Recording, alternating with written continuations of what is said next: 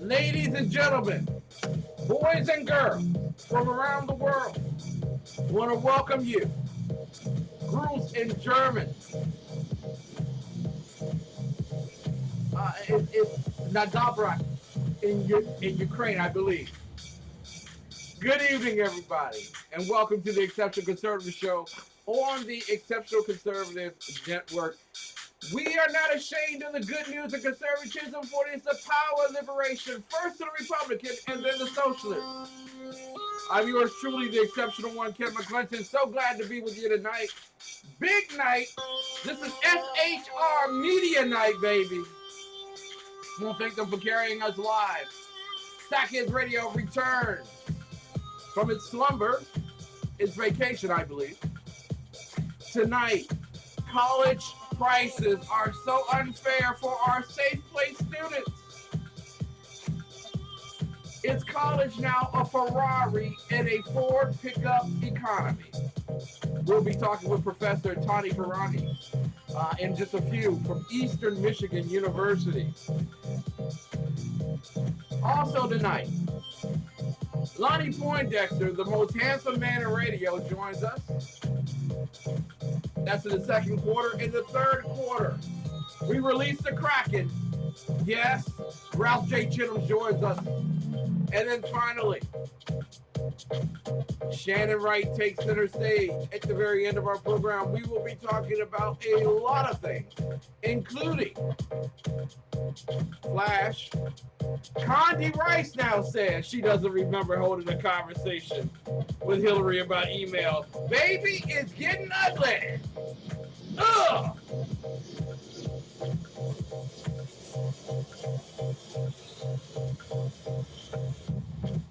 I want to introduce everyone to Mary Brockman, my bouncer. If you diss her, you diss me, and you will be dismissed. And then finally, Mrs. Biggs, the best saved for last. We're watching via Ustream tonight. Live stream, it didn't work out as well tonight. We'll work on it. You know what we got to do right about here. You take off your hats. You find a flag right behind me, right behind me. It's this way. Right behind me, right behind me. There we go.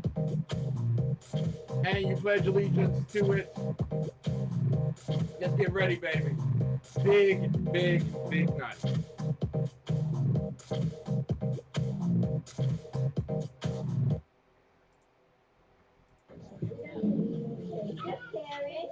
Ready, begin. Allegiance to the flag of the United States of America and to the republic for which it stands, one nation, under God, indivisible, with liberty and justice for all. Ladies and gentlemen, huge night that it is. Let us begin with a great conversation with a wonderful professor who has co-written a wonderful book, and the book is entitled Common Sense Economics, What Everyone Should Know About Wealth and Prosperity. She hails from the University of Northern Michigan. Forgive me, not Eastern, Northern Michigan. And we want to encourage you to prepare your mind, your soul for what has really happened in the field of economics when it comes to education. Let's see here. We're going to get her on the air right about there. So glad to have you. Rose, I love you. Glad to have you here. Let's see here. Bam. We're connecting with none other. Hello, this is Tawni. Good evening, Professor Tawni Ferrarini. It's a pleasure. Hi, it's nice to hear from you. Great to hear from you. listen, I read the essay that you had in the Lansing Journal, Lansing State Journal. Wanted to have you on the air with us tonight. Uh, First and foremost, why did you choose the field of economics to enter into for study? Well, actually, my roots are in mathematics, and I dabbled in philosophy, and I wanted to put all of that to good application, and economics was a perfect fit. Yes, it is. Yes, it is indeed. Now, you have written an opinion piece regarding, well, the price of college. And are you one who believes that our children should have a mocha latte every morning in the halls waiting for them? That maybe an ability for them to, via vessel, be transported from classroom to classroom? Uh, shouldn't we have the more fine things for them while they are studying the great literature of the world? Oh, my friend, that's a loaded question. Do I think they have the right to purchase or receive the things that they value? Absolutely. Because we live in a country that prizes life, liberty, and a freedom to express yourself in the fashions that you deem desirable. But I believe at the heart of all this is that we have to be responsible for our own actions and interaction. And that includes incurring the cost of what it is. So if we want a latte, then we dole out the money and we make the sacrifices in order to purchase that latte. And we start as soon as we start walking. We make our own decisions. We're held accountable not only for the joys in life, but also the sacrifices that have to be made.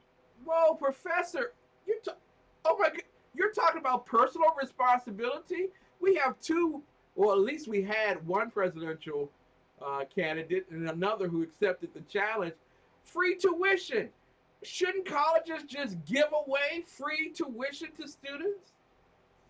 Well, I asked my students this question at the beginning of the semester last winter, and they started out, most of them, in support of it. But as we went through step by step and looked at the intended as well as the unintended consequences of a decision like that, we realized that there is no such thing as free.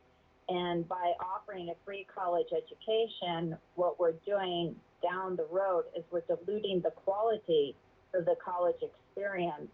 And we're not using what we value the most in the best way. And so if we want to go down that road, we need to think about what it means for all individuals and what it means in terms of our households, our businesses, and the country as a whole. And that is not a good use of our resources. A free college tuition just simply means that we're taking taxpayer dollars and we're channeling it into the college fund. Well, that comes at the expense of other things that we could be doing that would probably be more beneficial for me, for you, and for others.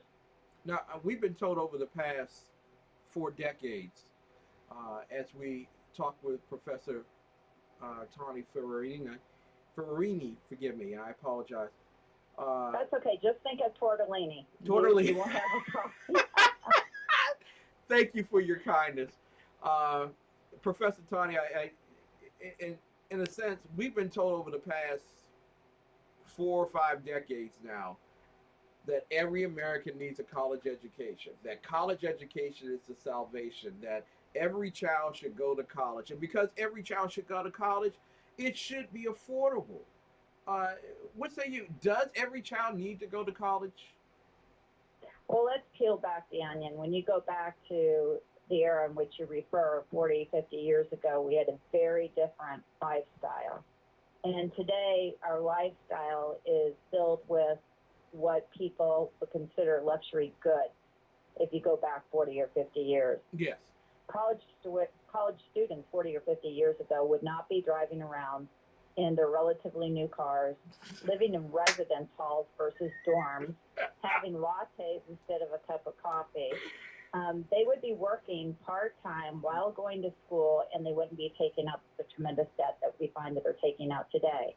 And so what's happening today is a lot of people see the value in the education, but not everyone is willing to take a practical approach to achieving that application or to achieving that college education. And that's where things I think have gotten a little bit distorted. There are many paths in which you can achieve a 2-year degree, a 4-year degree, to go into the trades.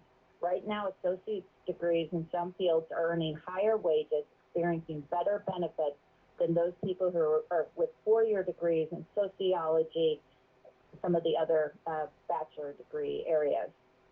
Exactly.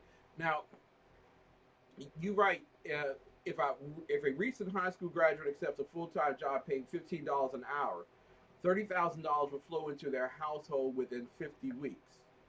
Uh, Assuming 0% interest, those who finish college in 4 years sacrifice a total of $120,000.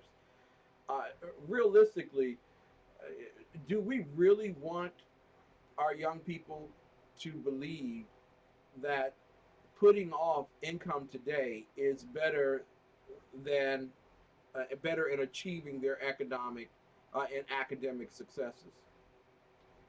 Well, I think what we want them to understand is that we live in a world of trade-off, and you don't need everything immediately right here, right now. And what we've lost over the years is sensibility, I believe, is that, we have to be practical about what we do, how we do it, and for whom we do it. And to just rush into a college program with no idea of where you're headed and what the potential income of that investment is going to earn is not a practical decision on the part of the student, and it's not a practical decision on the part of the parents or the guardians who co-sign for the loans that the student's taking out. And unfortunately today, what's happening is the students are not only taking up those loans to pay tuition, room, board, and some of the extras that are involved with supplies and books, they're also taking money out to live in these high-end residence halls, buying cars, going on spring vacations, and they're going to have to pay for it. And when are you going to pay for it? Is it going to be now or is it going to be in the future? And I think we were raised during an era where you pay as you go versus spend now and worry about paying later and then possibly just not even worrying about it at all. Professor, I'm so excited by your comments here. And as a father who put 2 daughters through school, uh, graciously, they earn full scholarships, but all the other side expenses uh, were tremendous. And would you give an idea to the American who is preparing their child in their senior year of high school of what exactly they will be paying out of pocket? Well, that does, as you said, depends on the amount of scholarships that the student earns. And the time to prepare for college is not your senior year, but it's to roll it back and start in middle school. Have your student or your child, plan for success in the future, commit to something for 4 years during high school, regardless of whether you like it or not, Yeah. stay with it, be a team player, so that you can commit and stay with something, because that will carry you through your college education. When you get to college and you look at some programs, look at all of your options. Just don't immediately jump to the option where I'm going to finance a college education, go to a high-end school, and worry about paying off the debt in the future when you don't know what the major is. And if you're choosing a low-income major, let's say sociology, social work, philosophy, use a bachelor's degree. These are highly valued individuals who work in our society and do things that we all value at some level. But think about how you're going to live once you have that degree and you have the debt in hand. And just be mindful of what it means in your future once your student has gone through high school and then they move through college. And they don't usually move through college in 4 years. It's usually 5.5 years. Wow. Think about what the sacrifices are going to be once that student walks across the graduation stage. Unfortunately, there's not going to be an employer waiting to catch the student as he or she walks across that graduation stage yelling, "I'm going to employ you." Once they graduate, they're going to have to compete fiercely in this globally competitive world for these jobs. The jobs are out there. It's an amazing time to be a young person. There are huge opportunities. Just be practical, be sensible, and just use plain old common sense. Now, you know, when college students arrive on campus, all of them were number one, number two in their class. All of them were superstars. So they expect to be treated like first round draft picks. Uh, they want to be catered to, they want to Right. be loved. Okay. Uh, but we also have a diverse opinion in terms of what equality looks like and diversity looks like. And somehow that wealthy persons are able to afford a certain lifestyle in college, the poor should also be able to afford that. And that's where we get into the concept that the taxpayer has to make it all even. Is that the message that we want to be sending students who happen to be in low income communities regarding college? Well, the great thing about the United States, as evident by our colonial roots, is that we are still one of the best places for people to come and live and grow their own business ideas, their own lifestyles. There are so many opportunities out there. Just back up, think about what your target is. Regardless of whether you live in a low income household or you live in a high income household, you've got these tremendous opportunities in front of you. Look at the stage and, set your eye and your vision on something. Everyone primarily has an equal opportunity and access to these different jobs. And yes, we have some people who have easier paths than others, but that's life. And one of the things, if you get in a cab and you're in New York City, you're in Washington, D.C., you're in LA, and I've been in all three cities in the last 12 months, the cab drivers are usually people who come to the United States because this is the place where, regardless of who you are, you can make a bright future, not only for yourself, but other people. And so who knows how your puzzle is going to be put together? The thing that we know in the United States is if you turn to your right, you look to your left, there are tremendous resources out there, but be responsible for finding those. Be accountable for making the mistakes and reaping the successes. Yep. And then you'll find that people just come forward and they'll just gravitate towards you and carry you along. And the unfortunate thing about a big program like the one you're talking, the free college tuition, is it's one size fits all. And even when you look in low income households, I think it'd be hard for anybody in one low income household to look next door and at another low income household and say, I want the same plan that that person has. Exactly. It's because we're all different. We celebrate diversity in the United States. So why are we trying to fit everyone in the same college plan? Professor Tawni, common sense economics, what everyone should know about prosperity and wealth. First and foremost, economics seems so complicated. I mean, do you have diagrams in this book and stuff like that? Because I don't understand that stuff already. Are you trying to confuse me any more than that?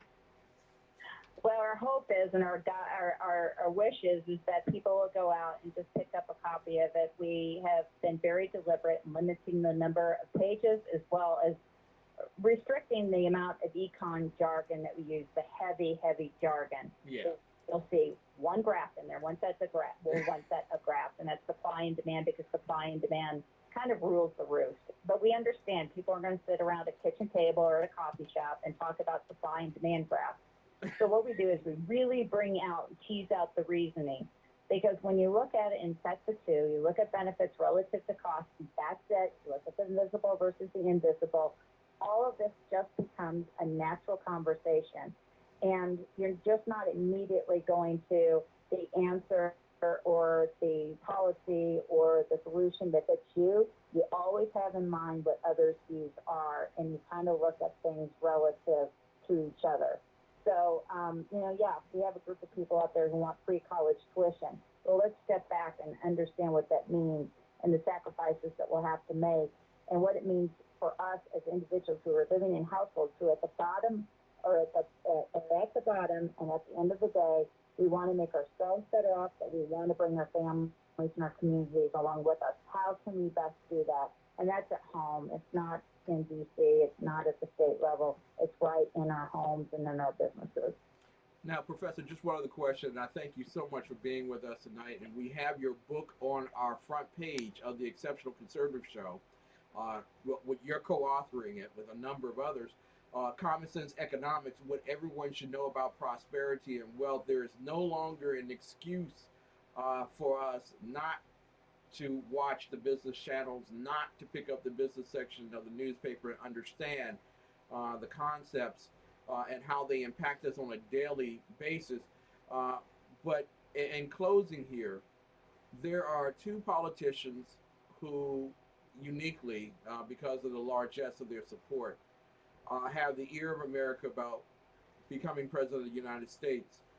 And one proffers a taxpayer leaning economic proposal for meeting all of the needs of Americans.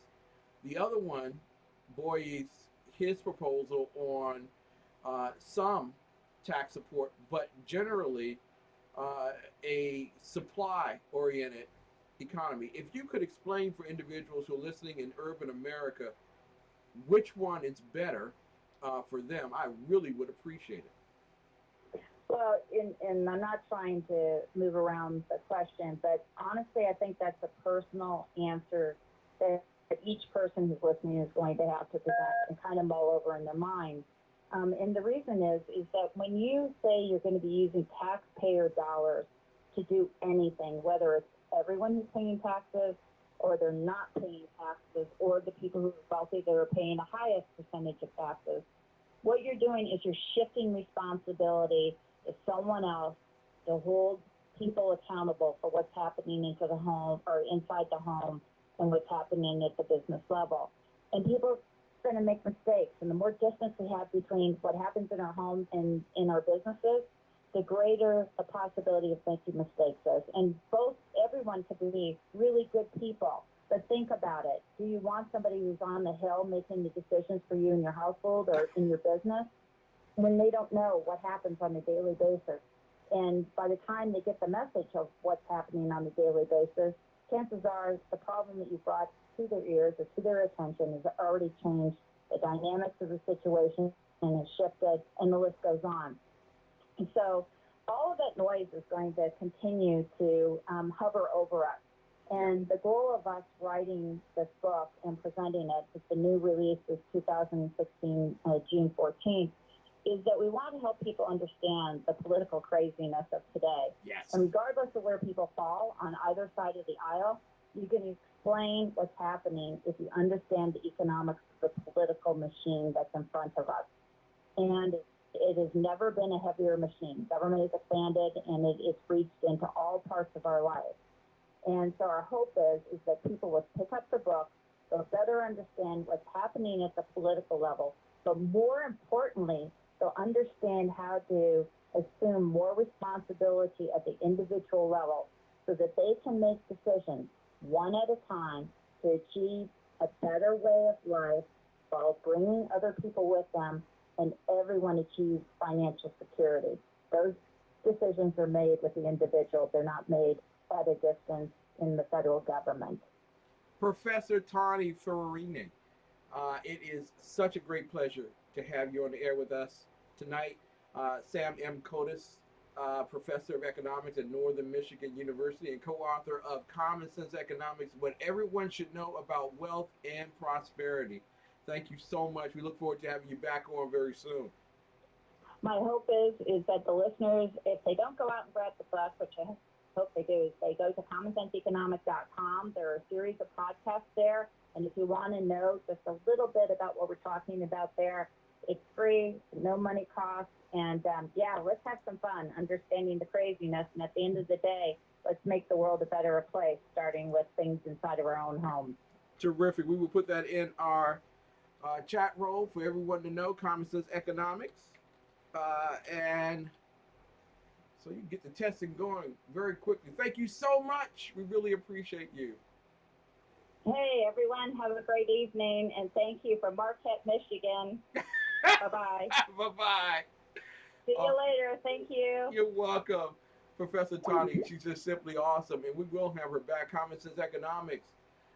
And let me just put this in here for everyone.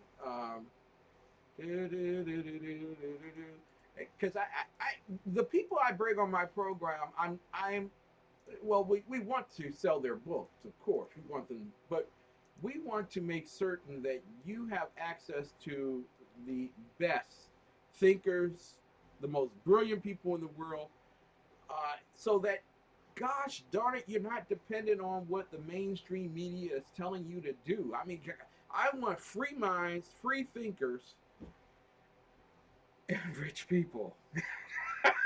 I want you to be a whole lot more wealthy than you were before. And so for all my download listeners, thank you so much for tuning in. And as well, those in the chat room, Ralph Chittams, who will be coming up in the half of this particular program, breaking out the Kraken, releasing the Kraken. Mamba, thank you so much for being here. And Mary Brockman, my bouncer, love you dearly. And so we will be right back right after these messages from people that love us so much that they're willing to promote on our program.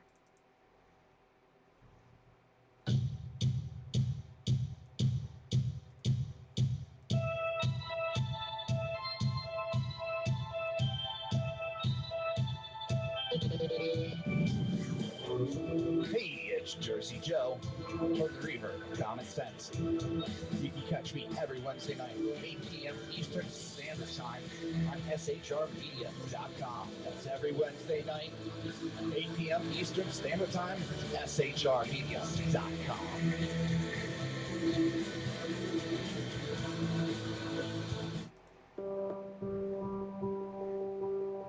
From day's first light till night's last glimmer, your satisfaction is our responsibility. On the range or in the field of duty, you can rely on Brownell's lifetime guaranteed gun parts, tools, and supplies.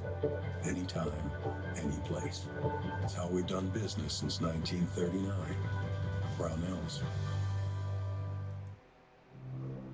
In a world controlled by corrupt politicians, You got a business.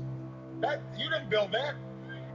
a team of ordinary men emerge from the ashes to give voice to the voiceless and hope to the hopeless. Sackhead Sean. Dude, I'm not saying Catholics do. Sackhead Clint. All good friends of ours usually show up drunk. Also starring Sako as the producer. I'm a little bit drunk, cause I'm drinking. They are the Sackheads Radio Show. Every Wednesday, 8 p.m. Pacific on shrmedia.com. It's a love story like no other. From God's heart to yours. And for 30 years, it's been at the heart of every book, Bible, CD, gift, and resource from ChristianBook.com. Over 500,000 products, always at the very best value.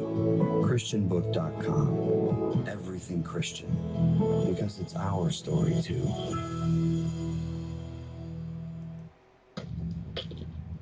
Times are dark. The people are misled by corrupt politicians, lied to by establishment media, and deceived by the false messages of Islam. A nation looking for direction needs a guide. It needs a man with a cane. I'm Dave Milner. Join me on Spreaker, SHR Media, Pundit Press, Live Rebooting Liberty, and YouTube for a unique brand of commentary on the unpleasant blind guy, because the truth is not always pleasant. Times are dark. The people are misled by corrupt politicians, lied to by establishment media, and deceived by the false messages of Islam. A nation looking for direction needs a guide. It needs a man with a cane. I'm Dave Milner. Join me on Spreaker, SHR Media, Pundit Press, Live Rebooting Liberty, and YouTube for a unique brand of commentary on the unpleasant blind guy, because the truth is not always pleasant. From coast to coast, there is one bank focused on building a better future. One bank with programs you can trust to help boost your economic picture. One United Bank. With rates better than the national average, no hidden fees, and even cashback debit cards, you will feel the boost in your budget. One United Bank, the premier bank for urban communities in Boston, Miami, and Los Angeles. Visit us at oneunited.com or call 877-1UNITED today. Member FDIC. Welcome to Lionchasers, where faith and public policy intersect. And now, your Lionchaser in the good fight of faith, Lonnie Poindexter, on Urban Family Talk. We're not saying that there's not instances where there's maybe racial injustice somewhere. This is America, and people are human, and there's sin in the world. He's a president of first. He's the first president to say that America is not a Christian nation any longer. But, you know, we'll pray for our enemies while we defeat them. You can't blame folks for messing up the city. There has not been an elected Republican in council in Baltimore City in over 50 years. In the co-captain's chair with me today, Lonnie Poindexter. What's happened is the social justice movement has now been hijacked by a godless movement. Don't be bamboozled. Ladies and gentlemen, Frederick Douglass was a gun-toting conservative. It's not a black or a white issue. It's a God versus anti-God issue. And I know those would say, well, it's all rigged. That's all a game, Lonnie. Because I get that a lot. And there are the crew that has their bags packed at the train station waiting for Jesus to come back. He'll be here in a minute. A train went by, another train. No, it wasn't Jesus. But he's coming. Meanwhile, Rome is burning. The host of the Black Man Thinking radio show. Welcome to the show, Stanley Levy. Good morning, Lonnie. How are you? The core issues, the bull elephants aren't in the home. We got to do away with the entitlement programs and the things that hamstring us. And that's where the conservative viewpoints really resonate for my generation. I want to welcome to the show the host of the Exceptional Conservative Show, and that's my brother Kenneth McClinton. Welcome, brother. Lonnie, it's an honor and privilege always to be with your ever-expanding audience. Let your listeners be Lionchasers with Lonnie Poindexter. If Lionchasers sounds right for your station or network, contact Will Addison by email, waddison@afa.net. Encourage your listeners to be Lionchasers with Lonnie Poindexter and Urban Family Talk. Good evening to the most handsome man in radio, none other than Lonnie Poindexter, Lionchaser Extraordinaire. Good evening, sir. Good evening, brother. You know, they tell me I have a face for radio, so I guess that moniker is on point. Trust me, you are more handsome than any of the rest of us. Listen, Lonnie, want to congratulate you on your ever-expanding audience. Can you tell us all the great things that are happening on the Lionchaser radio program, part of Urban Family Talk? Well, brother, you know, I can only give honor to the Lord above for the graciousness that he's extended upon us with our radio show as we are growing. We're excited to announce that we are in new markets. We are now broadcasting in Memphis, Tennessee, and also in New York State. And we're hoping to gain outreach in Jacksonville, Florida, and also Baton Rouge, Louisiana, are within our radar. So we got some exciting things going on with the program, and our listenership reach across the nation is about 2.5 million. So we're excited about that. Congratulations to you always, sir. You, in the graciousness of God, are definitely expanding his kingdom as well as expanding the reach and the voice of God to the world. Listen, Lonnie, what's wrong with Hillary Rodham Clinton? You know, I mean, all the people were telling her, just be quiet, let it go, don't talk about the email thing. And then she finds the blackest Secretary of State she could to blame it on, Colin Powell. And then she blames Condi Rice. What's up with the chick? Well, you know, I think she may be guilty of the very thing that they accused Donald Trump of being guilty of, you know, not being able to let things go. I think that, as we all know, those of us with good God-given common sense know that where there's smoke, there's fire. Yeah. And she has to continually kick that dead horse because there is truth to, you know, the FBI didn't want to go after her, and when you kind of know the backdrop of that, because the ankle bone is connected to the shin bone, to the knee bone, in terms of how they're all connected together. Yeah, I I just tend to think, and I've learned that if you give people enough rope, they tend to hang themselves. So in her continuing to bring these things up and talk about what's wrong with her, I mean, I was just going to ask you something about physically, mentally, or spiritually, because at the end of the day, I think she needs Jesus. Now, it's amazing because Colin Powell came out over the week. He was, and everyone knows Colin Powell, while he may not necessarily be the most deft in terms of political issues. He certainly stays away from politics as much as he can. He did switch from being a Republican to being a Democrat and supported Obama. Yep. Both times, yeah, which means that he's fallible. But apparently, she came out and she said that it was Colin Powell that told her to put a server up. And Colin says, hey, dude, I never said that to you. You know what? I don't even remember the conversation, you know? And then Condi comes out later on this day, today, and says she doesn't remember having any type of email conversation with Hillary Rodham Clinton. So if her peers, and we're talking about not necessarily, you know, American citizens, but her peers, Secretary of States, are beginning to say she's a liar in chief. Shouldn't we care as American citizens? Well, I go back to my previous statement of with common sense should care, but you know, there's still the lemmings that will line up and support her regardless of what she says and does, and that's probably to me the scarier part. Hillary Clinton is a liar, and she's been a liar since her college days, and when she was fired during the Watergate era, lying. So, yes, she was. Lying comes easy to her, and I guess she feels she's. And here's the other part of it. There's a certain arrogance that comes when you think you're smart enough to keep all your lies straight because you're smarter than everybody else. Yes. But at some point, I think you pay a price for that. I think just like get quite personal, that some of the health issues she's starting to have now. I just know from old church folks say that, you know, if you ain't living right, it's going to affect you not only mentally, certainly spiritually, but will affect you physically as well. Yeah, I want to talk with you about that physically because there is a gigantic black man who's with her everywhere she goes. And not for racial proclivity here, you know, just be honest.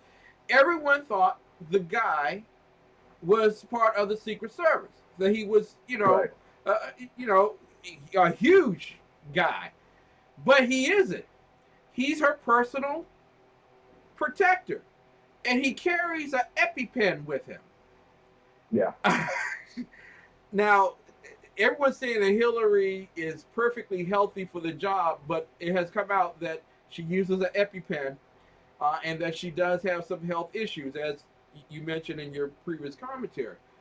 But Senator Manchin, Joe Manchin, out of the state of West Virginia, he's a Democrat, has a daughter. And his daughter is the president of Milan. Milan is the group that produces the EpiPen. The EpiPen that once cost $57 to purchase now costs almost $400 to purchase, each individual one. She raised that up just recently. And I just want you to, if you could for me, because you see where all these dots begin to go. Daughter of a U.S. senator raises the price of Milan. Hillary Clinton uses the EpiPen that comes from Milan. Are people getting over on others? Is this just pure greed in political protection?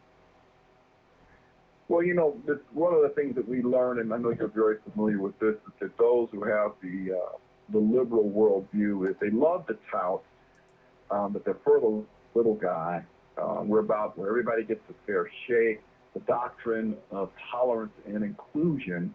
But it's really ironic that all these individuals who tout that are all about the virtues of a capitalist society and that they can make as much money as they want, including gouging folks for an EpiPen. And the last thing I looked at said the doggone things were up at about $600 as of June this year. So can you believe that? Now, I have some understanding of that device because I have one of my children has allergies, and so he has to keep one of those things handy. And I remember what we paid for them, several years ago. They've gone up tremendously. But I guess my take on this is that, I mean, some kind of way they got to figure out how to pay that $18.9 million salary that she was paid last year. So everything got to go to $600 because baby needs a new pair of shoes. To be exact. Because she did get paid, and this is the wonderful thing. And Ralph corrects me regarding Hillary. She doesn't have an EpiPen. She has a diazepam injector, which I think is far worse. That means you got some real issues.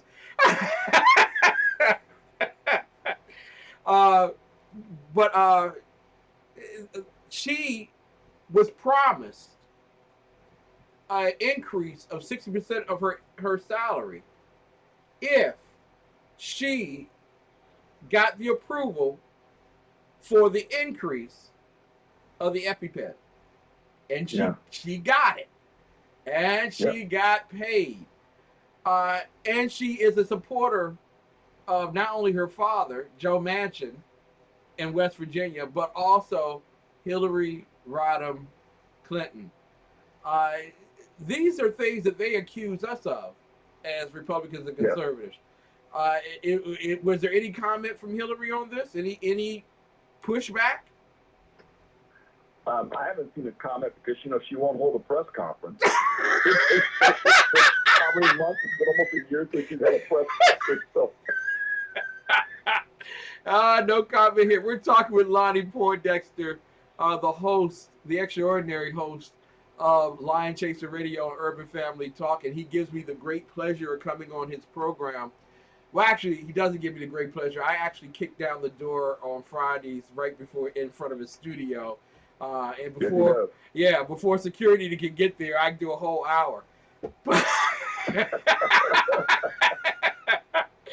I want to talk with you tonight also because you were part of that great Silicon Valley.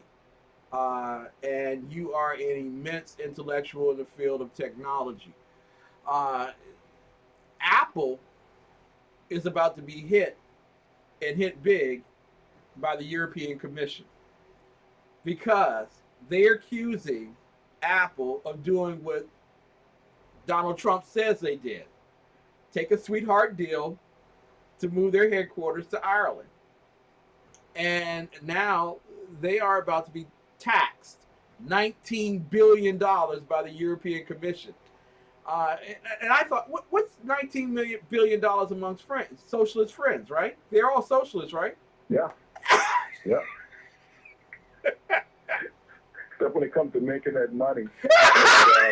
The European community over there, and the reason why Great Britain is pulling out is because they're all henchmen and strong-arm artists, so they want that $19 billion. My take on that, it serves Apple right. And let me get real specific. I'm a big fan of Apple products. Yeah. I have a huge problem with their CEO, Tim Cook. And when he began to exert his personal views as the company's position and to affect with the state of Indiana and other locales, North Carolina and so forth, because he did not agree with their common sense take on morality because of his particular personal lifestyle. I'd say it serves him right. I hope that my personal opinion is I hope his butt gets kicked off of the top seat at Apple and the board wakes up and finds somebody else. The founder of Apple is probably rolling over in his grave. You got to know that Steve knew that he was a homosexual and didn't have a problem with that. And neither do I. Do your job, get paid, and so forth. But you never saw Steve Jobs do this kind of crap. No, you didn't. And Steve Jobs made it abundantly clear that he wouldn't give money away to institutions and organizations. They were profit motivated about the business of doing business, and this guy has turned it into a Clinton Foundation almost. sending money out to friends. Yeah, I'm sorry. Ooh, but I would. I'm sorry, Tim Cook. you don't know anything about the Clinton Foundation. Is that an embarrassment, sir? Is that an embarrassment? I think it's a huge embarrassment. Apple's going to screw around. They've got a faithful following, but they're going to screw around and pick off enough people that they'll end up becoming the target of the, and I mean that literally and figuratively, of the tech community if folks begin to boycott them because of his particular stance. With $19 billion in taxes, maybe it'll get him to wake up. As I stated in my previous statement, I think he needs Jesus too. We got a long list of people tonight that need Jesus. Listen, one other quick thing I want to talk with you about because, first of all, your show is an international show. It spans the gamut from East Coast to West Coast, North, South, and around the world with your internet reach as well. There are lots of Black Americans who are upset that Donald Trump is reaching out as a Republican to quote unquote Democrat plantation blacks. But he's doing it from the shores of white America, meaning the suburbs. Is that a winning strategy, or does he have to do what Mike Pence did, which is have his haircut in a black barbershop? Yeah, maybe he'll get some street cred. I think maybe he'll catch some heat for it. But there's a price that can be paid as well for doing that. I mean, if you go in to speak to folks that 90-some-odd% support an ideology that's different than what you propose, it can get shouted down on the events. I'm actually, talking to some sources and connections I have to this campaign and to the RNC about these very things going on. But here's my take on it. Black folks aren't stupid. Black folks have a lot of common sense. At the end of the day, common sense Black people will go, I don't care whether he comes in the community and speaks to us or not.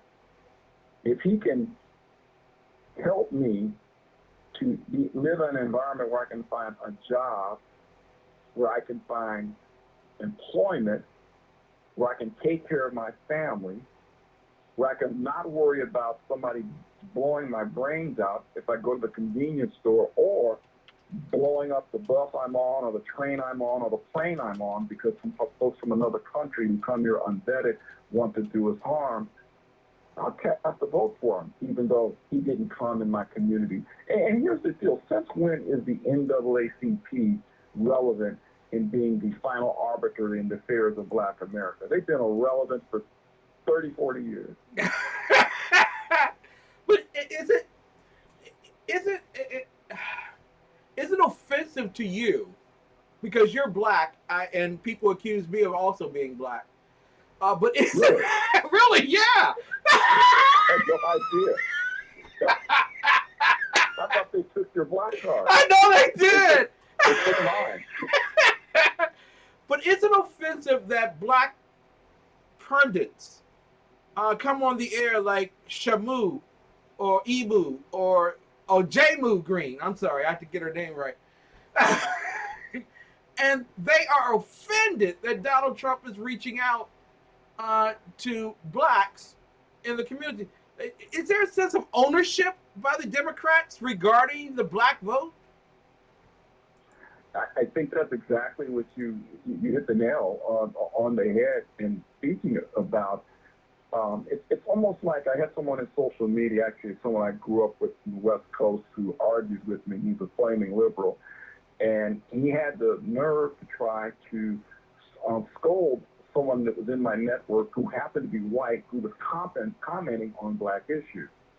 And he says, you have no rights, you have no authority, and so forth, because you're not Black. And I responded back, if you lost your mind, that makes no sense. So I'm not a profane person, but I told him that what you just said, I call it bovine excrement.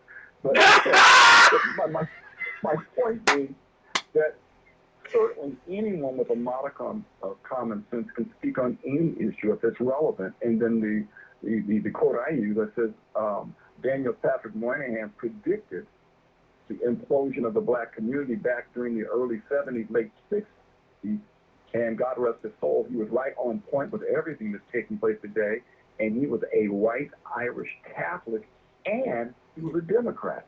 Yeah. Want to ask you one final question, so that you'll give everyone the opportunity to tell them where they can listen to your program and everything else. I listened to Shamu, Emu, Jamu, Green on forgive me, not Facebook, but financial news broadcast, Fox Business News. I listened to her, and she began to almost weep on the air because someone said to her that if the Clinton Foundation were to shut down today, there would be others that could do the work that they do and do it far better for far less. And she began to say that if the Clinton Foundation shuts down, then people will die of AIDS, people won't be educated, things of this particular nature, and she got into an almost, Democrat deer-like thing. Will there be someone to replace Clinton Foundation if it is found to be corrupt and needs to be shut down? Yes, there will be. I can think of several. The Mafia, Black Lives Matter, let's see, the New Black Panther Party, and several other wholesome organizations that specialize in extortion. All supported by George Soros. Tell them exactly how they can listen to your program, sir. Well, they can catch my show Monday through Friday at 11 a.m. Eastern, 10 p.m. Central, and 8 a.m. on the left coast there in California. So every morning at 11 a.m. Eastern, we broadcast from our nation's capital, and look forward to having everyone tune in. And they can tune in at urbanfamilytalk.com. You can listen via the internet. You can download an app to your smartphone to listen to the show. And you can also go to the About page, and we'll tell you what radio towers and what parts of the country we have. We broadcast actually over the airwaves. So you can catch us on your stereo, on your radio, in your car. Thank you so much, sir. God bless you. I look forward to talking with you on Friday. All right, God bless. Take care. Take care.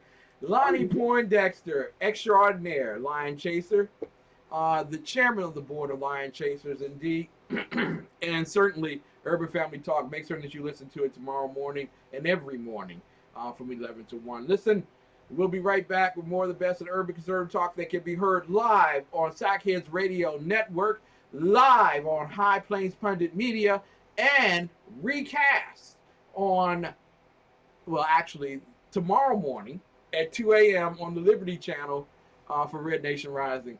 God bless you. Thank y'all so much for tuning in. We will be right back with the Kraken. Give it up. Give it up. Sackheads Radio Night. Stay tuned for more.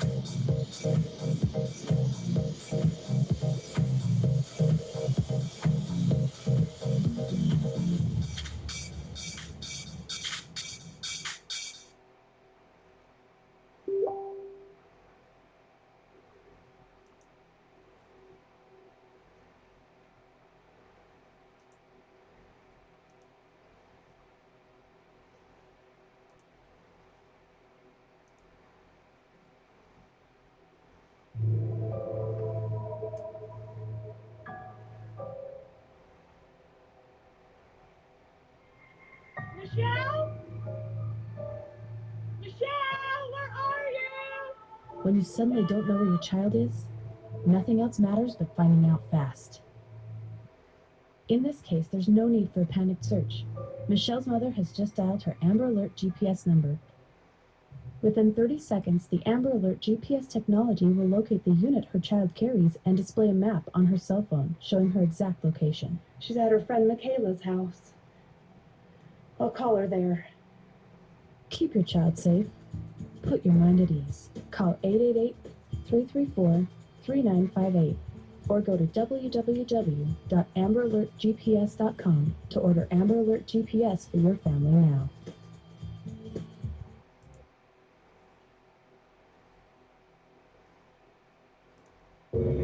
Welcome to Lionchaser. Welcome to Lionchasers, where faith and public policy intersect.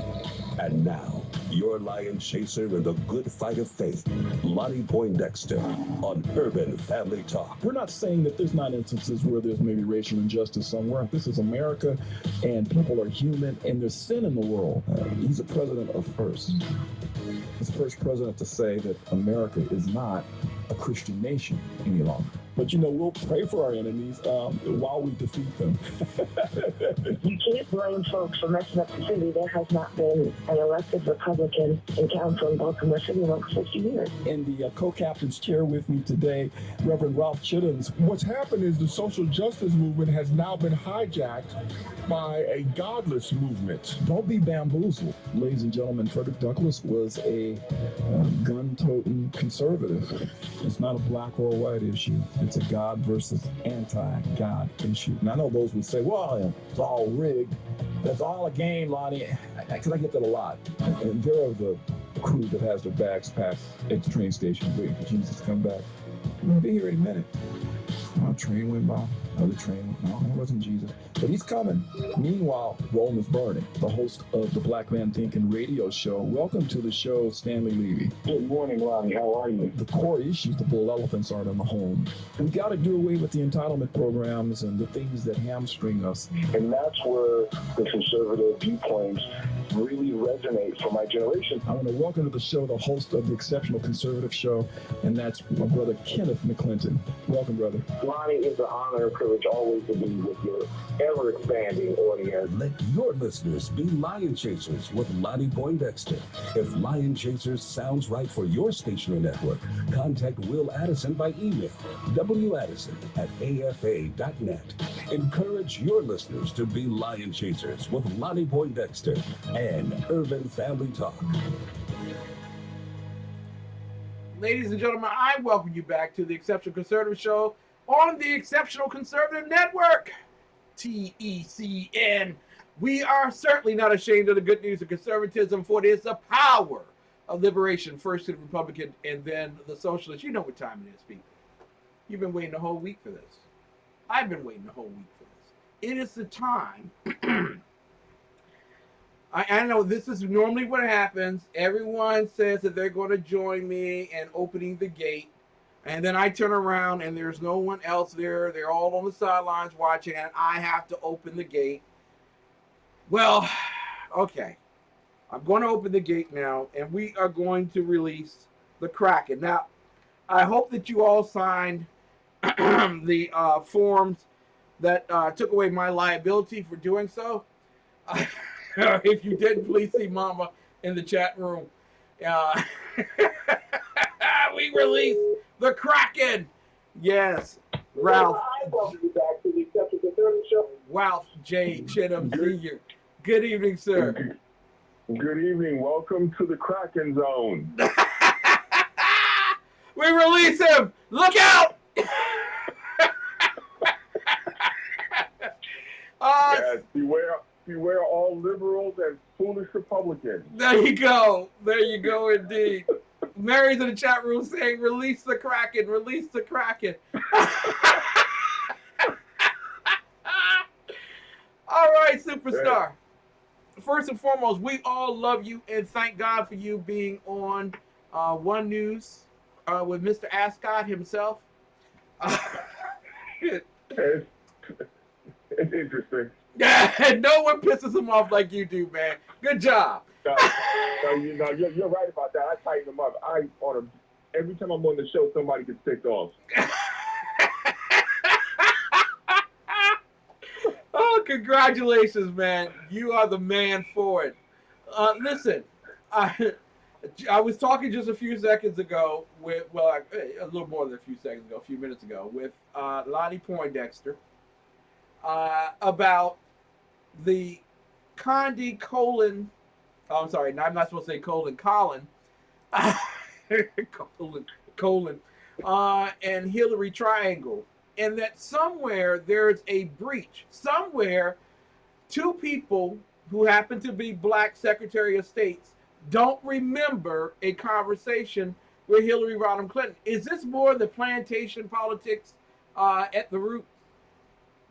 No, this is just more Hillary Clinton lying through her bleach blonde roots.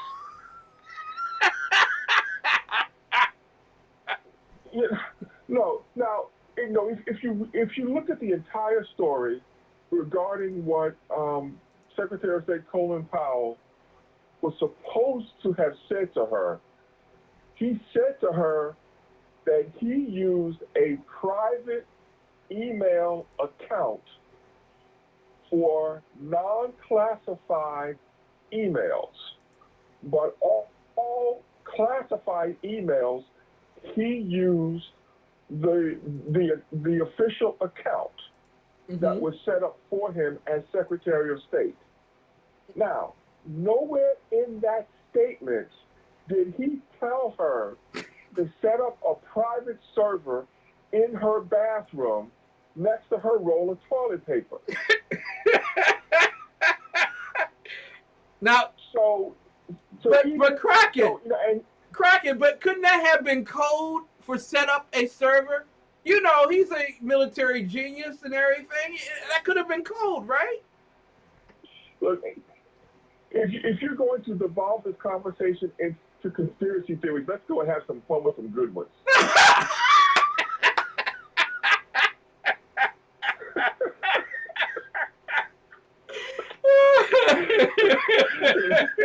If you want to talk conspiracy theories, come on, man. We can line up the airways with some stuff that'll have all your listeners in tears. Oh, so we shouldn't talk about the site out in New Mexico, 51. So no. Okay, no. Let's get into reality. The reality is that she's a lying son of a so-and-so. I try to keep up on this stuff, and this stuff. Understand, Julian Assange is going to be dead before the summer's over. You're right. You're absolutely right. I mean, he is going to be DEAD dead before the summer is over. In this recent batch of emails that they released, they discovered that Chelsea Clinton was communicating with her mother under the pseudonym of Diane Reynolds. And as Diane Reynolds, Chelsea Clinton was receiving classified information from her mother, Hillary Clinton, when Hillary was the Secretary of State. Now, when did Chelsea get a security clearance? Woo! I'm sorry, I need to step back from my black ministers who are listening to me on the down low who just love abortion. Y'all need to pay attention. Go ahead, go forth, Kraken. So I mean, this woman is corrupt from the floor up. So most of the people that got an audience with her at state got an audience with her at state because they contributed millions to the Clinton Foundation. Mm-hmm. This is the same woman and her husband who donated over 90% of their charitable contributions to the Clinton Foundation, which then turned around and financed not just Hillary and Bill, but Chelsea and her husband's lavish lifestyle and travel, and they did it all through charitable contributions, which clearly are fraudulent on their face. Hillary, the foundation, I can go on and on about this. Are we talking? Foundation raised $100 million for a hospital in Haiti. The money's gone, and there's still no hospital, and the Haitian people are dying and have been dying. If anybody who votes for Hillary Clinton needs to have their brains examined. Exactly. Now, wasn't this the same Hillary Clinton that was part of the Senate committees that wanted to investigate Creflo Dollar and TD Jakes for expending monies through their charitable abilities? This is the same woman. Yeah, but that's because they didn't give any money to the foundation. Oh, okay.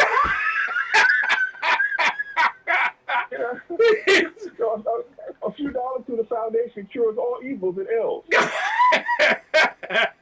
Wait a minute now. Jemu Green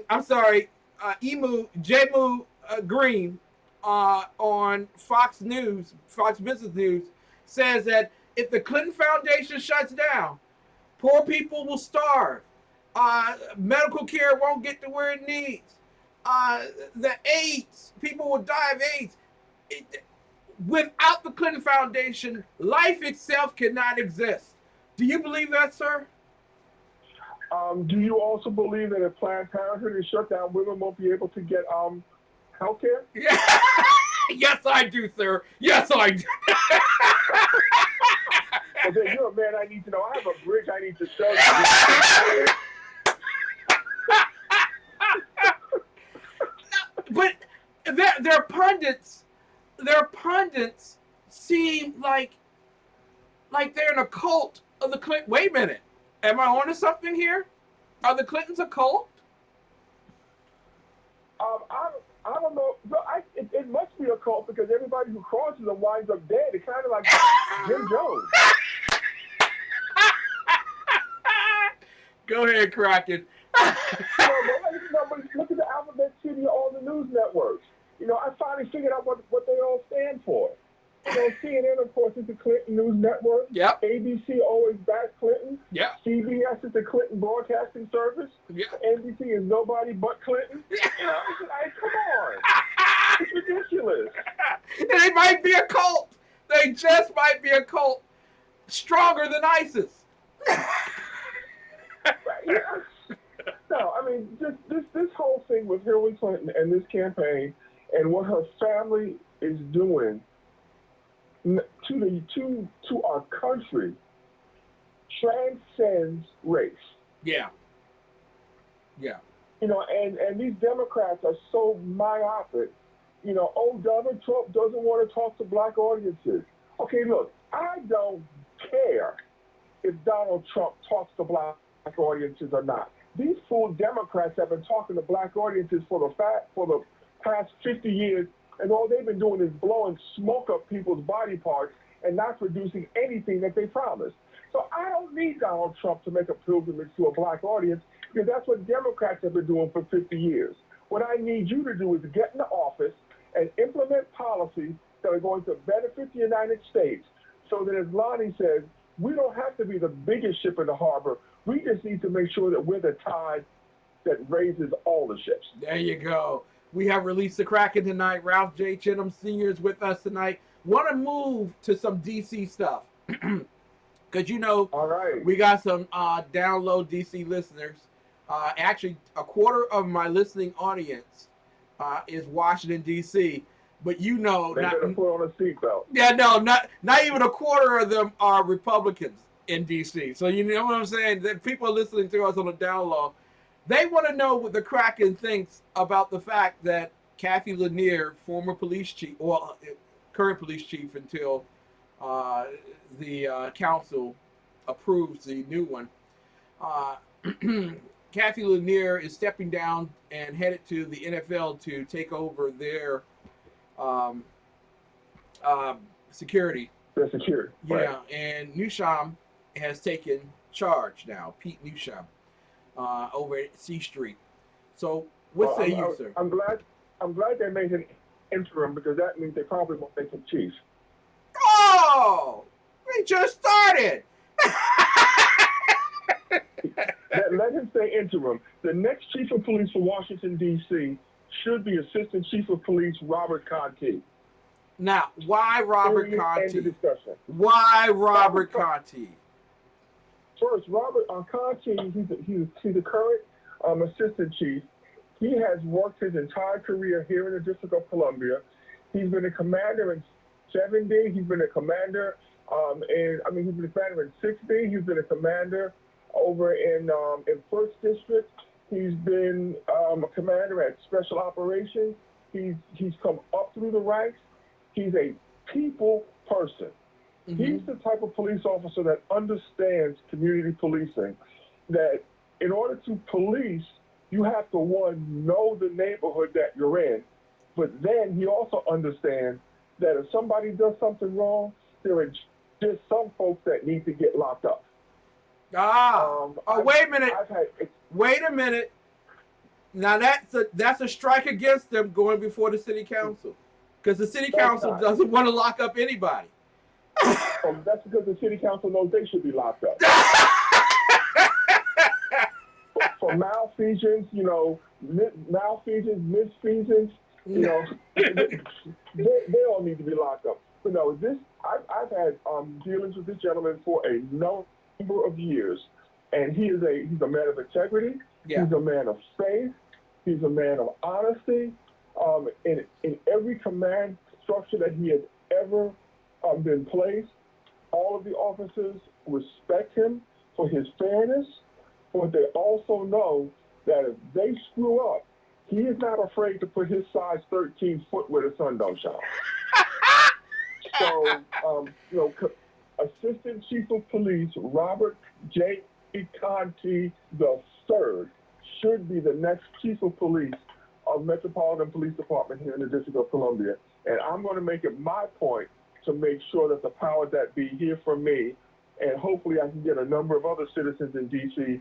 to join me in promoting him, because truthfully, I believe he is the best man for the job. Now, there's some people that are going to say, wait a minute, Ralph, you need someone who's outside. You need someone who's not part of a corrupt system of governance. That you need someone with a name, like the Dallas police chief, or maybe the Milwaukee police. You need someone with a name. Is that right? No, you need somebody with integrity. Yeah. Well, that's what you need. Mm-hmm. And said. Conti is a man of integrity. Mm-hmm. And that's what is needed at the head, not just of the police department, but at the head of any state, local, or federal agency. You need people with integrity. Their yays are yays and their nays are nays. Now, your thoughts in closing on this matter regarding Kathy Lanier. Well, she got out while the getting was good. I mean, the crime numbers in D.C. are starting to take a turn for the worse. Yes, they are. And she wanted to leave while she could still claim some success in reducing crime numbers. So she had the years to retire, so what better time to get out? Yep, very much so. But the statistics, and this was a big story over in Northwest and Adams Morgan, the statistics have been somewhat skewed, somewhat flawed, sometimes delayed in reporting. Is there something to that? Are we not in Washington, D.C. being told accurately what's happening with crime in our city? Of course not. They're fudging the numbers. Clearly they're fudging the numbers. Because if you just look at the crime stats and you look at the homicide stats, and if you actually know what's going on, as you and I do because we're intimately involved in this, we can look at the reports and go, wait a minute, what about John Doe? He was stabbed on 33rd Street. Yeah. What about, Miss Jane? She was stabbed over there on 4th Street, and those names and those crimes aren't even reported in the ledgers. So no, MPD is clearly the numbers. So integrity does matter. Integrity is important. Integrity is what the city needs. Right, and for as far as the MPD is concerned, my man for the job is Robert J. Conti III. There we go, Robert Conti. We'll try to find a way to talk with him in the coming days. Listen, there are DC residents who are slightly upset about a new homeless shelter. And maybe they should just build all the homeless shelters in Southeast Washington, D.C., right? Well, that's what the residents of Ward 2 and Ward 3 want, but that's not going to happen. That's a dead body. Oh, come on now. It's cheaper to build. It is cheaper to build homeless shelters over at Ward 7 and 8 where the poor people are. You're better serving them. No, what you're doing is you're artificially deflating real estate prices, and you're creating poverty deserts, and you're creating food deserts, and you're creating all sorts of crime deserts because you are warehousing people in a certain segregated area.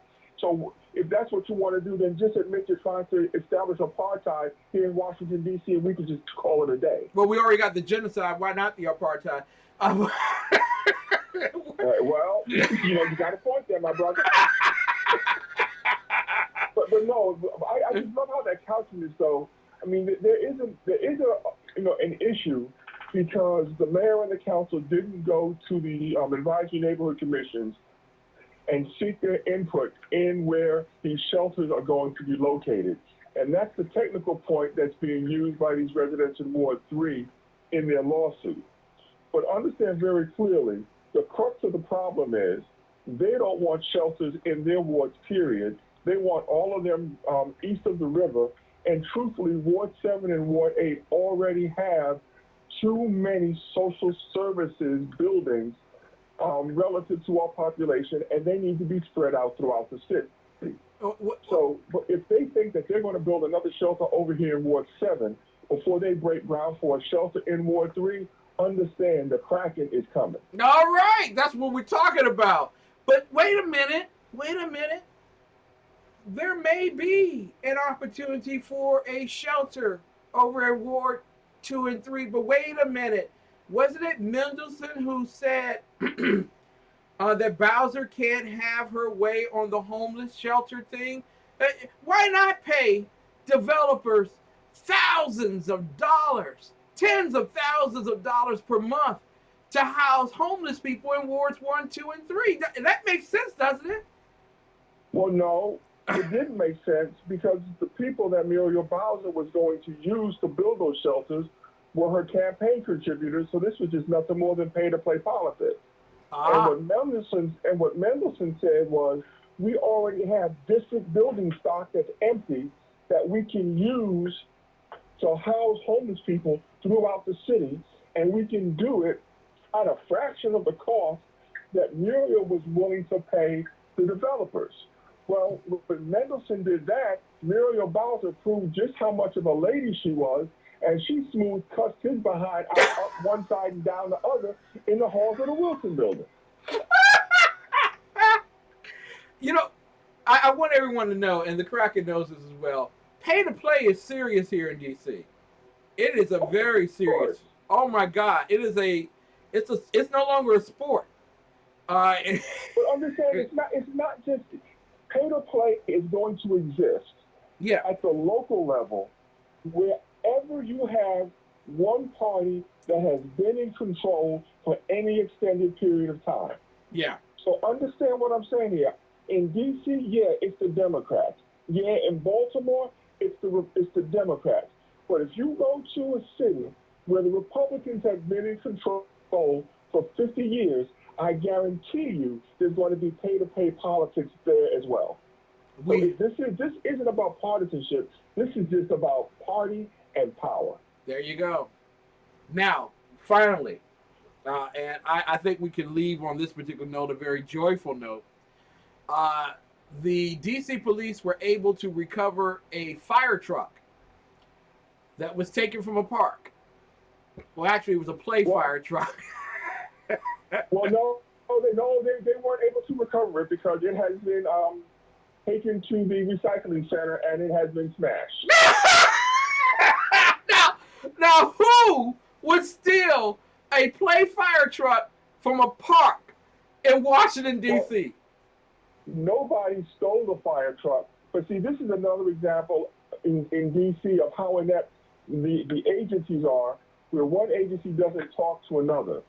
The General Services Agency removed the fire truck from the playground because supposedly the fire truck was damaged and kids were getting hurt on the fire truck. The General Services Administration didn't tell Parks and Recreation, neither did they get in touch with the ANC commissioners or the community that they were removing the fire truck.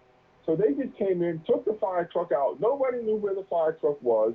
Everybody got into an uproar. They called the police. The police made a report. And why did it take a couple of days before the General Services Administration finally said, oh, yeah, by the way, we took it out because it was broken and couldn't be fixed? See, this is just another example of the ineptitude of the district government, even down at the agency level, where the right hand doesn't know what the left hand is doing. Well, you mentioned the ANCs, and there are a lot of great ANCs out there. I know of one, Patrice Chittams, awesome ANC leader. No relation, right? Well, no, that's my gorgeous wife. Well, you raised her well, sir. You did a great job. Oh, see, now you're trying to get me in the dog. No, I didn't raise that woman. I just married her. I was smart enough to put a ring on her finger. I'm going to pay that price from two women when I meet them. But in terms of ANC is not really considered a viable, politic, entity. It's just basically a photo op group, right? Yeah. Well, the way the law is written, things like this that happen in the neighborhood, yeah, the ANCs are supposed to be notified, and the ANCs are to be given an opportunity to make a statement. And whatever position the ANCs take, it's supposed to have, the legal term they use is great weight. Now, that means the opinions of the ANC are not binding on any higher elected official, meaning the council members or the mayor, but the opinions of the ANCs are supposed to be given great weight in any decision that is made. Now, here's the $1,000,000 question. Yeah. What the heck does great weight mean? It means Shamu Green. No. What it basically means is, the ANC commissioners, they can holler and scream and yell up and down and hold their breath and throw a temper tantrum like a toddler. But at the end of the day, the council and the mayor are going to slap them in the face, tell them to go sit in the corner and do what they want to do. Is it time for the electoral will have to do it. But is it time for a policy change in which the ANCs are lifted to the level of a House of Representatives? Oh, I caught all kinds of trouble when they started having this discussion in D.C. recently about statehood, and they came up with this idea for a unicameral legislature, and I stepped out there in writing and laid out the reasoning and the mechanism for having a bicameral legislature where the current ANCs would become the lower House of Representatives and the current D.C. Council would be restructured to become the Senate. But the powers that be, they don't want to do that because they don't want to have a lower house of Congress that actually would control the purse strings, which is what your House of Representatives would do. And so, of course, when the final document was written, all they did was create a statehood structure where they would get better titles. The people of the District of Columbia would be no more enfranchised than they are now, and absolutely nothing would change. Listen, there are lots of people that like to join you in your fight for a police chief with great integrity, for a community and neighborhood that means what it says and does what it needs to do, and as well to hold the feet of those who are in office accountable for their actions. How can people contact you and support you in your endeavors? I'm very prolific in social media, so reach out to me on Facebook or Twitter. I'm under my name, R.J. Chittams Sr., RJCHITTAMSSR. There you go. Can we put the Kraken back? You got to put him back in the cage. We have released the Kraken, put him back. It is a great honor always to have Ralph J. Chittams. Are you on anytime this week on News One? No, not this week. No, I think they're running scared because they know I got something for them. No, they don't want you on until after CNN has quelled the fires of Hillary Clinton's email scandal. Yeah. All they want to talk about is Donald Trump not talking to black people. They really don't want to hear me say, I don't care if you talk to black people or not. So like say, Democrats have been talking to black folks for 50 years and we haven't gotten squat from them. So who cares? Ralph Chittams, love you, man. Talk to you God soon. bless you. God bless. Ladies and gentlemen, it is always a joy to release the Kraken. But coming up, taking center stage, is the beautiful and vibrant Shannon Wright. We are about to broach the period of our show that everyone knows and loves, especially the professor, Dr. Michael Jones, who will be with me tomorrow on New Day Black and Red. And we will talk about a variant number of things that the Lord has not given to me yet. But when we do, when he does, I will let you know. We will be coming back right after this from our commercial break.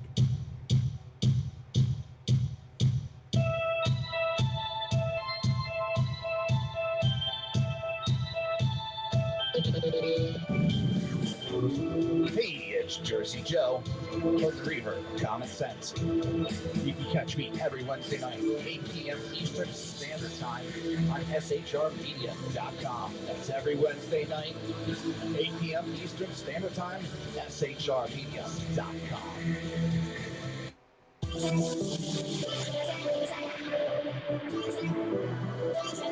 Hi everybody, it's Kristen. I'm here to review women's spirits made by dogs. I love these shoes. I am an FM sufferer, so finding shoes that don't make my feet hurt is very tough. These don't make my feet hurt. I've tried Pumas, I've tried Nikes. Nikes are pretty good. Pumas I can't wear. They hurt my feet too much. I mean, it's to the point to where my feet hurt so bad to where I can't even walk. So I was so happy whenever I was contacted to review the new dogs. I love these dogs. I love these things. My feet don't hurt when I wear them. They got the holes in them to keep my feet cool. They got massaging bumpies inside. Feels like you're walking on little things of foam. I mean, like, it's just awesome. I just love it. The heel is a deep well down in your heel, and it protects. It's a shock absorber. So if you're running in them or jumping in them, like if you're on a trail and you have to jump in them, it absorbs the shock. What else? And then it's a higher thing back here for your heel. So it's like a really high thing that protects your ankle from when you're running, so there's no injuries, so it doesn't cause injuries. It's Velcro, so it's very easy to tighten your shoe, so whenever you're running, your shoe won't fall off when you're trying to run. I love these shoes, and I hope you guys really appreciate this review, and there will be pictures at the end, like always. But I wish you would guys go check them out. These women's spirits are $40. There's a whole bunch of other kind of shoes that you can purchase as well. There are children's shoes, toddler shoes, infant shoes, men's shoes, women's shoes. Anything you can think of, they got it. And they're pretty cool. So I hope you guys enjoy, and I will see you next time. Bye.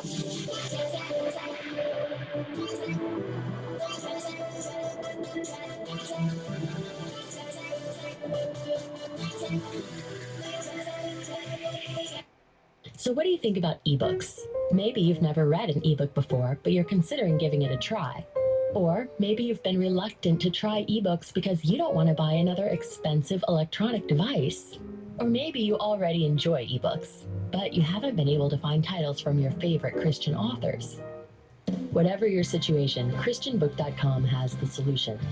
Your trusted source for print books for over 30 years now offers ebooks. Our always free CBD reader allows you to read on the devices you already own without spending money on a new device. Thousands of Christian ebooks at ChristianBook.com means you can shop with confidence and choose from the titles you want. Plus, we are adding new titles all the time. Browse our huge selection of low-priced Christian ebooks the same way you would printed books, only now you can go from shopping to reading in seconds. Simply select the ebook you wish to purchase, confirm your account information, and start reading. Free samples of every ebook are available, so you can preview the book first, before you buy it. Plus, there's no lengthy app downloads and updates. Accessing the CBD Reader is as easy as going to cbdreader.christianbook.com and bookmarking the page. The CBD Reader holds your ebooks and bookmarks for you, no matter what device you're on. So, you can take your entire ebook library wherever you go and pick up right where you left off. Our customizable options make it possible to read your ebooks in different font sizes and styles. Want a large print version? You've got it in seconds with a simple click of the mouse. Already own a dedicated e-reader? Download your ebooks to your computer from your ChristianBook.com account and transfer them to your device. Try ebooks at ChristianBook.com and start reading your favorite books in seconds. Easy, economical, everywhere you want to read. Welcome to ChristianBook.com ebooks. Hi, my name is Christopher Arnold. I'm the executive chef of Infused Restaurant, and today I'm gonna walk you through some of the meals that we prepare here.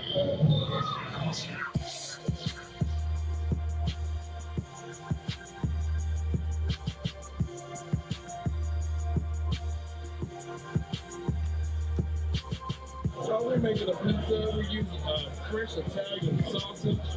They cook here and slice it up. Our pizza dough is in-house made. Our pizza sauce is in-house made. So everything is fresh and ingredients.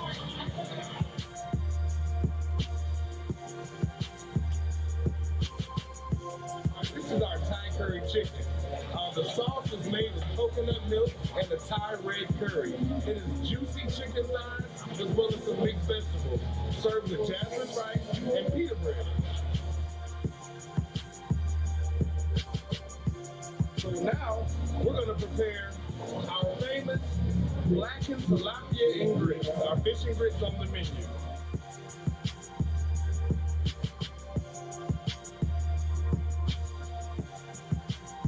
Once the fish is ready, then our meal will be complete.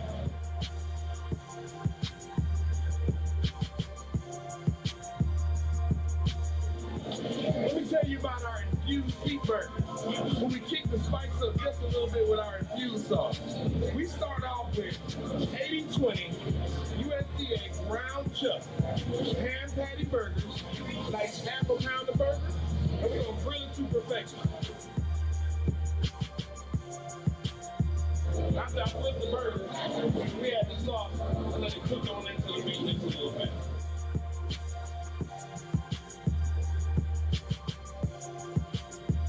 We're going to add a little bit of pepper jack cheese to this burger to spice it up a bit.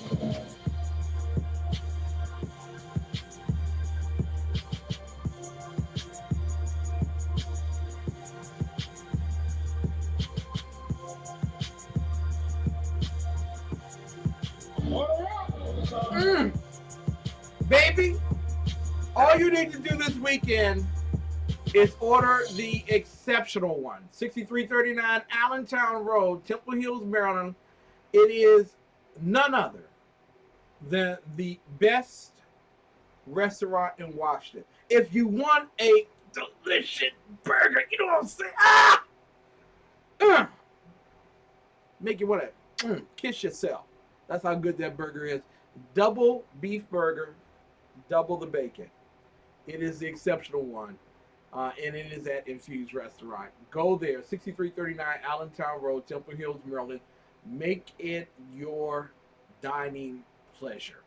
Ladies and gentlemen, we have reached the point of our show where there are no more commercials. I'm quite certain that the professor is jumping up and down and shouting. And Mary, yes, I'm drooling with you. Oh my God, that is such a good burger. It really is. I need to take my wife there tomorrow after work, and her first week back in the trenches as a teacher. Might as well celebrate. There we go. None other than the beautiful and vivacious Shannon Wright. Shannon Wright takes center stage. Good evening, young woman. Good evening. How are you? I am great. I am wonderful. I am on top of the world. And you know why? Because Shannon Wright's about to take center stage. That is the reason why on our show. We've had a wild night. We had Professor Ferrarini on. We were talking about college prices earlier. We had Lonnie Poindexter on earlier. And of course, we just put the Kraken back in. Oh my God. And everyone's waiting for Shannon because you make it the most beautiful part of the show. Shannon. You know a big question's coming, aren't you? No, I have no idea. I'm just going to sit here, play dumb, and wait for you to throw at me whatever you're going to throw. Because you're running for office, you have to be ready to take these big questions. You're one of those Port Covington protesters that are paid to go to meetings and to tell Under Armour that they are mean-spirited capitalists who don't care about the people and don't want them to have nothing and taking everything from them. Now, aren't you? I don't know what you're talking about. Port Covington is a huge development yes. near the harbor, and with the Port Baltimore as well. And I wanted your comments, first and foremost, your thoughts on economic development in general in Baltimore, and then secondly, this particular project. Well, economic development is a necessity for the survival and the growth of the city. I mean, if you don't have economic development and growth, the city will wither and die like a plant at the end of the summer. It's just not possible for the city to meet its needs, its goals, its projections without economic development. It's the engine that keeps the city going, especially in a city like Baltimore, where the economic development is so split between corporate and small business. You have to have both. That's where the jobs come from. That's where the tax revenue base should come from for the city to run, and to be able to function and do the things it needs to do. When you drive into a city and you see all the big, tall, pretty buildings, theoretically, those big, tall, pretty buildings doing what they do provide the resources and the ability for the city to do things like keep the streetlights on and keep the potholes from swallowing cars. And, all those pick up the garbage and, all of those things that we all take for granted. Now, so why isn't there, I mean, why isn't this message of economic development being embraced in West Baltimore? See, Baltimore has a habit, and this is of putting deals on the table that don't exactly end up looking the way they started out looking. Some of that is called negotiation. When you make a first request and you put something out there, by the time you get a done deal, it very rarely looks exactly like what you started with. And a lot of times, the benefits that the community would be looking for, they kind of end up on the cutting floor. But is it kind of like a quid pro quo here? If you're going to build in West Baltimore, where economic development is most needed, then you have to do this, in addition to actually building the building. Is that like a community charter of some type, or something like that?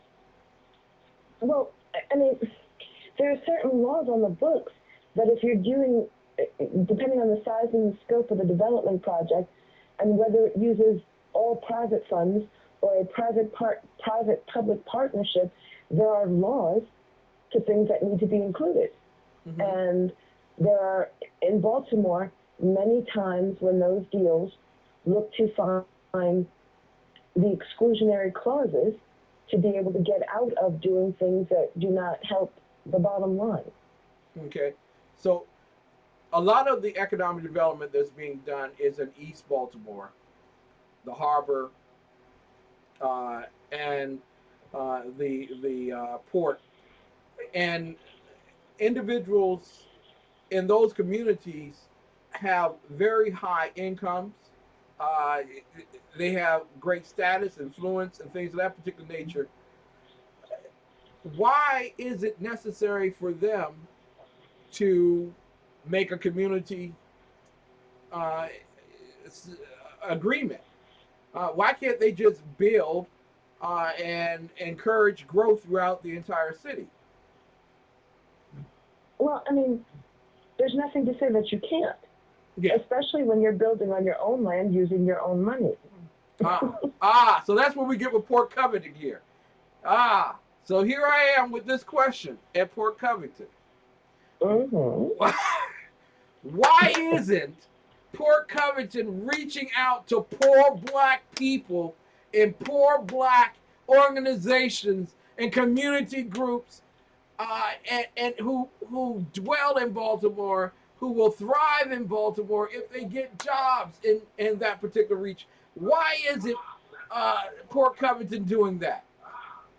Well, that's a good question. That's a very good question. There are those that say that they are. Okay. You know, I apologize. I'm getting some feedback. I'm hearing you in my ear, and it's just, trying to do that texting there real quick. You know, there are those that, there's two sides. There are those that say Port Covington is going to be awesome for the city. It's going to bring jobs. It's going to bring development. It's going to bring, you know, a new income and revenue base for the city. Then there's the other side that says Port Covington is going to create two cities in one, those that can afford on one side and those that cannot on the other. Yeah. So it really depends on what your school of thought is, how you view this project. Now, as a candidate in this particular race against Jack Young, how does Jack Young see this project? He's all in favor and support. Okay. And how do you see this project?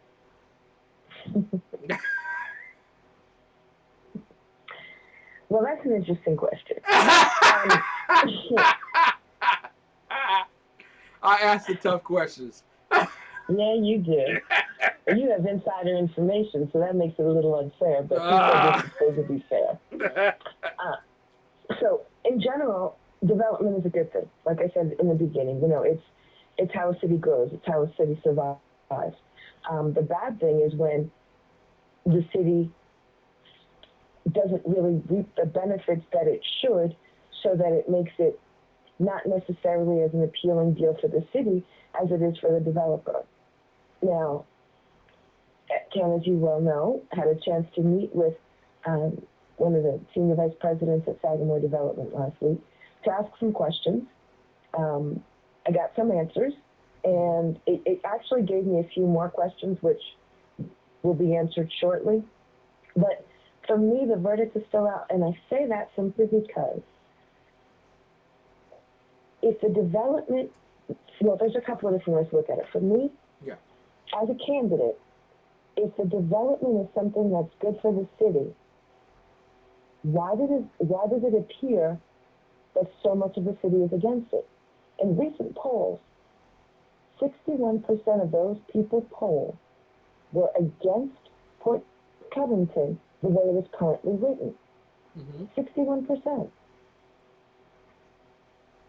Now, if 61% of Baltimore is against it, are they against it because it's the wealthy people taking the wealth of the treasury, creating their own metropolis in East Baltimore, bringing in the servants to work from West Baltimore, or is this really a mission to grow the economy of the entire city of Baltimore, making it an international city? Well, let's be very clear on this. When you're a business person, it's your best interest to grow your business. Yeah. It is not in your best interest, or necessarily in some cases your concern, to grow the entire city. So the best case scenario for the city is to be able to get a developer to develop on their own dime parts of the city in a way that positively impacts the entire city. Ideally, that's what the city should be looking for. Now, let me just ask you this, because it doesn't sound like you completely made up your mind on Port Covington, which is good for a candidate to admit. You know, it's something that needs to be looked into. Are you publicly going to find a way to bring people together to talk about this? And I'm not talking about, you know, the front groups, you know, the all the groups that run around with their hand out, get a little something, pocket the change, and then move on to the next issue. I'm not talking about it, but citizens of Baltimore who might have a more diverse opinion on this particular matter of Port Covington. Well, funny you should ask. And I didn't have any inside information on this. It was just a question that I was prodded to ask by the Lord. Go ahead. Okay.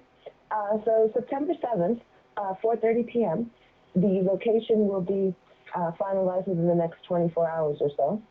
We're going to have, let me be very clear, my campaign for city council president is going to host a town hall meeting with the management team and vice president of Sagamore Development to discuss Port Covington.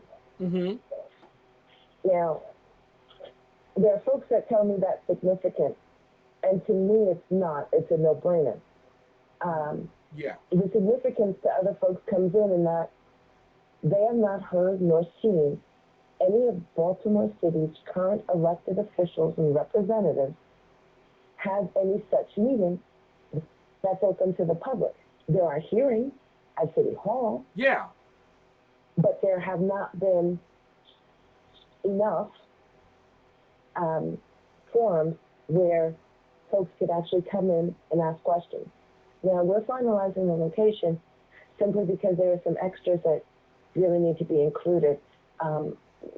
We want to make this meeting a meeting where not just the folks in that room, which those folks that like to attend will have to RSVP, but that those at home will be able to stream and ask questions live. Awesome. So you're not going to have paid agitators from George Soros here.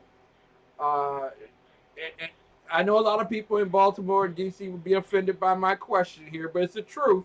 People do get paid to show up to these events and then talk about stuff that has nothing to do with Port Covington or anything else. This is not going to be one of those, is it? In this economy, many people would accept a couple of dollars to come and protest something or another somewhere or another. Yeah. But it is not going to be the case for us on September 7th. Awesome. September 7th. And you're going to make us the first to know? Because I want to broadcast it, let everyone know exactly what's going on. I think we might be able to do that. All right, great. September the 7th, and that happens to be on a Wednesday night up in Beemore. Yes. Oh. Yes. Oh. And I do hope that it will be on your calendar, perhaps oh, God! on a Wednesday. We might be able to do some sort of a remote broadcast of you know, live on the scene in Baltimore. I want you all to know. Such an awesome thing. I want you all to know that tonight, Shannon Wright has graduated to politician. Oh my God! I will I will definitely. I'm just saying. I know you are. I will make it my endeavor to do so, and I will see what I can do to get two other guys that normally show up on this program to be present at that event as well, so that we can. That would be awesome. Yeah, because you were gonna. Oh man, you are a great. This woman should be city council president. I'm telling you, she knows how to get things done. Ladies and gentlemen, we thank you so much for listening to us tonight. And we also love Shannon Wright, who has taken center stage. Port Covenant, huge project, Baltimore. It means a lot to a lot of people. We will try to be there on Wednesday, September the 7th, which is next week or the week after next. Week after. I will make all arrangements to be in Baltimore with my lovely wife. Awesome. So we will do what we can to make sure that we are set up accordingly to broadcast accordingly. So God bless you. Thank you so much for being with us tonight. Thank you. Oh man, she is a politician. Mamba, what did you do to her? Mamba, I blame you. Because I can't blame Mary because Mary would fire me. Mamba, I blame you for turning her into a great politician. Ladies and gentlemen, I want you all to know I have had the most enjoyable experience tonight. I want you all to do me the greatest favor. Two places I want you to go. Wright from Maryland is where I want you to go. Make a donation. Encourage Shannon Wright to run for office. Also, Common Sense Economics. I really want you all to go to commonsenseeconomics.com. Get the book, Common Sense Economics. I want to thank Professor Tawni Ferrarini for being with us earlier tonight. It was awesome having her here, just like it was awesome having Burgess Owens yesterday. Tomorrow night, New Day Black and Red. The great Professor Dr. Michael Jones, the underground professor, and yours truly, the exceptional one, will be in tow, as I am a great peon at his feet, listening to every word. And we will figure out what the Lord tells me to talk about tomorrow. But we have been talking about bureaucracy, and we will probably finish up bureaucracy on Monday night on the Exceptional Conservative Show. I want to thank you all. I want to let you know, forgive me. A friend of mine once told me, always be brave. Do not die a coward. I promise you, I always will. And I want to let everyone know, from India to Ukraine to Germany to London to Rio to Japan and Beijing. God's blessed America. It's time for America to bless God. We'll see you tomorrow night. Take care and God bless.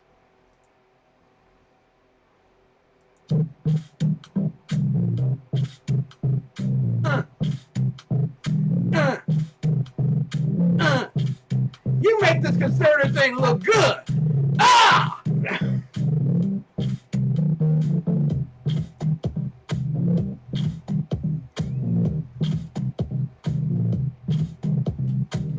SHR Radio coming up next. Seconds Radio, live from California, IA. Good night. Good night. Good night. Good night.